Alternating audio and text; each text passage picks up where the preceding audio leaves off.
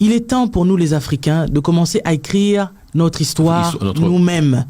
Parce que, attendez, Jean-François, qui mieux que toi pour me parler de ce qui se passe chez toi?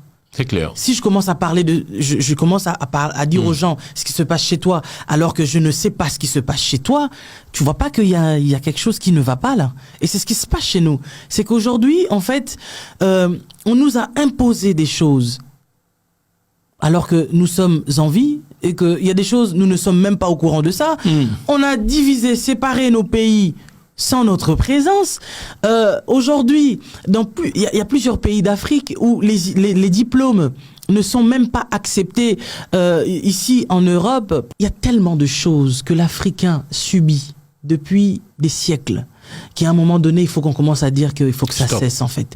Il faut dire stop. Il faut que l'Africain se connaisse. Il faut que l'Africain sache qui il est. Quelle est son histoire, bon sang.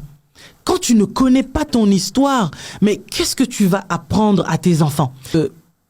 En Afrique, par exemple, dans nos écoles, on n'étudie pas l'histoire africaine.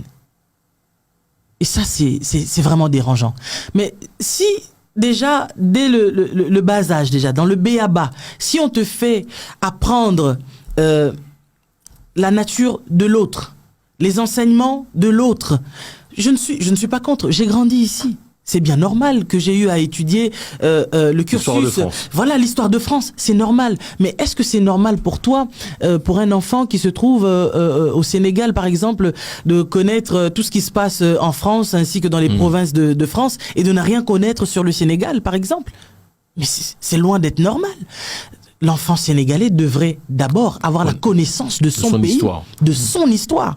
Et c'est ça qui est important. Et c'est toutes ces vertus, ces valeurs que nous sommes en train de perdre. Mais je crois que si les Africains se réveillent enfin, parce que là, ce qui bouscule, c'est pas tellement l'erreur, entre guillemets, que Gims a fait, c'est le fait de se dire que, il n'est pas que chanteur. En fait, il a aussi un cerveau. C'est cela. Pour réfléchir. Il pense, il peut dire des choses. Et il a de la force. C'est-à-dire, lorsqu'il dit un truc, l'info passe. Voilà. On est d'accord. Oui, parce qu'il a une masse derrière lui. Ça dérange.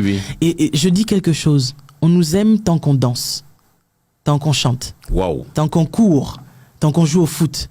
Mais on ne nous aime pas dès lors qu'on commence à raisonner. Tant qu'on est dans l'ignorance, on nous aime. Mais quand on commence à être dans la conscience, on nous déteste. On est des bons amis dans tout ce qu'on fait là, que j'ai dit. Ouais, l'amusement. L'amusement, le divertissement, l'égarement même. Il n'y a qu'à regarder, en fait, notre communauté africaine ou même antillaise. Ce qui se passe sur les réseaux sociaux, allez sur TikTok, vous ne verrez que des déhanchements du matin jusqu'au soir. Mais très peu sont ceux qui sont là pour conscientiser les gens. Ceux qui conscientisent sont très peu. Et il y en a très peu aussi qui sont suivis parmi ceux qui conscientisent les gens. Parce que c'est comme si on a l'impression que bon, c'est pas important. Mais non, c'est important.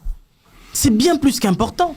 Si vous voulez vraiment aller récupérer cette valeur, parce qu'en fait, en gros, ce qu'on demande, ce n'est pas de l'amour. On n'en a pas besoin. Du moment où je m'aime moi-même, du moment où j'aime Jean-François, c'est tout ce qui compte, ok? Mais ce que nous voulons, c'est le respect de nos racines, le respect de notre histoire. Qu'on ne vienne pas chambouler notre histoire, qu'on ne vienne pas nous écrire notre histoire à notre place, alors que nous-mêmes, nous pouvons écrire notre histoire à notre sauce, bien évidemment. Parce que ce qui dérange, c'est le fait que lui raconte son histoire selon ce que lui, il a appris, mais on veut qu'il raconte l'histoire selon ce qu'on lui a appris. Mais entre nous deux, qui est censé bien connaître son histoire? Bien vu. Wow. Alors moi, c'est vraiment ce qui me dérange. Et je me dis que je me battrai pour continuer à conscientiser la jeunesse africaine.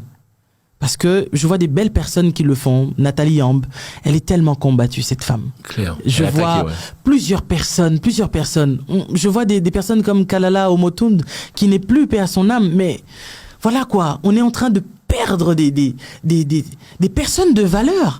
Mais je me dis que leur sang crie, le sang de nos ancêtres crie, le sang de tous ces innocents qui sont partis parce qu'ils prônaient la vérité, celle d'éclairer l'Africain, l'homme noir, et de lui dire que tu as bien plus de valeur que ce qu'on veut te faire croire. Tu es bien plus que ce que on te fait croire que tu es.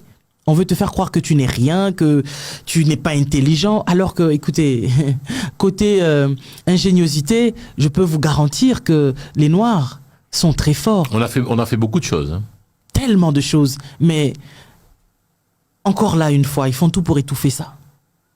Et en fait, tu sais, quand tu vois un enfant et que tu ne lui montres pas de quoi il est capable, l'enfant va s'arrêter dans le minimum de... La médiocrité. Voilà, dans la médiocrité. Il ne pensera pas. Et ça, c'est vraiment... Ça fait partie de mes projets d'avenir, même dans ma vie, là, moi, de commencer à conscientiser la jeunesse. Parce que tous ces jeunes Africains, si on leur dit la valeur qu'ils ont, ce qu'ils peuvent apporter pour le continent et même pour le pays qui nous accueille aujourd'hui, parce que notre problème ou peut-être notre combat, c'est pas par rapport à une couleur de peau, puisque si je me mettais en bataille contre une couleur de peau, je pense que le sang que j'ai ici là, si tu ouvres mes veines, le sang que tu vas trouver là-dedans, tu vas dire mais non Lise, tu veux pas parler comme ça, tu vois un peu.